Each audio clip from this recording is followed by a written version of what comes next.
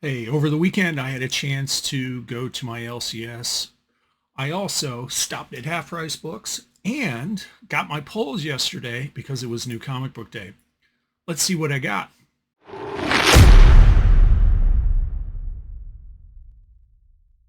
So we're going to start with my polls. It was actually a really light week. I only had, you can see there are four books here. One of these books was just an impulse purchase. I saw something on Instagram from Tom Taylor talking about the 300th issue. Sorry, it took me a moment to work that out. It's been a long day. The 300th issue of Nightwing. And there was going to be part of the story written by Marv Wolfman. I really enjoyed some of the early Teen Titans stuff. I've only read it in trade. I read like Lazarus in trade. So I thought I'd give it a shot. The other books, though, on my polls. And then, as you can see, I have a kind of a modest stack of books. These are things I picked up over the weekend when I had to go to Home Depot to pick up a couple things working on a home project. So, not that they sell comic books at Home Depot, but you get the idea. I was in the neighborhood, stopped at Half Price Books, had to get some bags and boards for my LCS, picked up a couple other things based on what I'd heard on a Comic Tom 101 podcast. Why don't I dab in and I'll walk you through what I picked up. So first off, this is one of my polls. I'm a huge Tom King fan. I have not begun this series yet. I typically wait, as I've mentioned before in other videos, till the third issue. This is issue number 3, so I'll probably read it tomorrow while I'm drinking some coffee, waking up in the morning. So we got Animal Pound, issue number 3. Really am a dog person, so I'm looking forward to it. The next book, this is Nightwing issue number 300. That's the legacy numbering. The actual number is 113 for this volume. I went with the variant cover. The A cover looked really cool, but I saw this on Previews World, so I can't wait to read it. Next up, we have Tom King's Wonder Woman volume. This is issue number 8. This is the Tedesco cover. I've been pulling his. These are the cardstock covers with the A cover underneath it. I'm not sure if I really like getting the A cover underneath it, and I really did like the feel, the tactile quality of the older paper. I also thought there wasn't as much shine on the page. It was more of a matte page, which as someone with glasses makes it a little easier to read.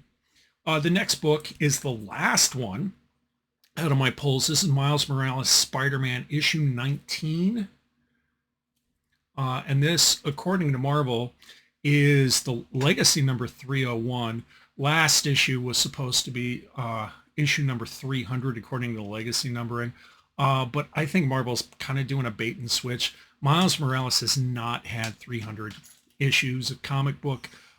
They're counting in, I think it was volume 1 of Ultimate Spider-Man. So they're counting the Ultimate Spider-Man volumes, volume 1 and 2, which had nothing to do with Miles Morales, except near the tail end with Ultimate Fallout. Anyway, here's issue number 19. The next 3 books were mentioned. Well, issue number 1 was mentioned, and then I just had to pick up every other issue that my LCS had. Was mentioned on not Buy Me Toys. I'm sorry, that's my LCS.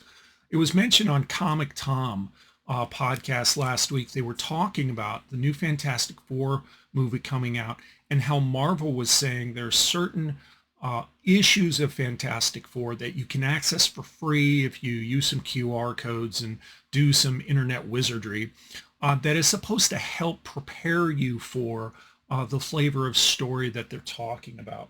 Now, several of these are original Kirby Lee comic books looking at the arrival of Galactus and the Silver Surfer. They also mentioned another issue. I'm drawing a blank on what it is, but the final issue, I think there were 4 altogether. Maybe it was all Lee and Kirby books, and this one was Fantastic Four Life Story, issue number 1. So here we got issue number 1. And my LCS mentioned Casey at Buy Me Toys said that he's only heard good things about this series, And so I picked up the other issues of the series. It's only 6 issues that they had, and I'll be looking for the last few in different places, Half Price Books and other LCSs I might hit. That issue number 3, issue number 5, and then issue number 6. And each issue covers a decade, and you can see, like in this one, clearly the first family of Marvel is a little bit older. So I'm looking forward to reading that once I fill in the last 2 issues. Now the last issue, and I'm going to be honest, X-Men 97 has really been hyping me up to read and collect and work on my Uncanny X-Men run. It has done more probably to provide me some energy for collecting than I can say anything in a minute. So I was at my LCS. I had noticed that they had put out some new back stock. They've been buying collections. And so they had put out some more books that they'd processed, they'd priced. And this one right here was reasonably priced in my mind. It's a nice clean copy, nice corners.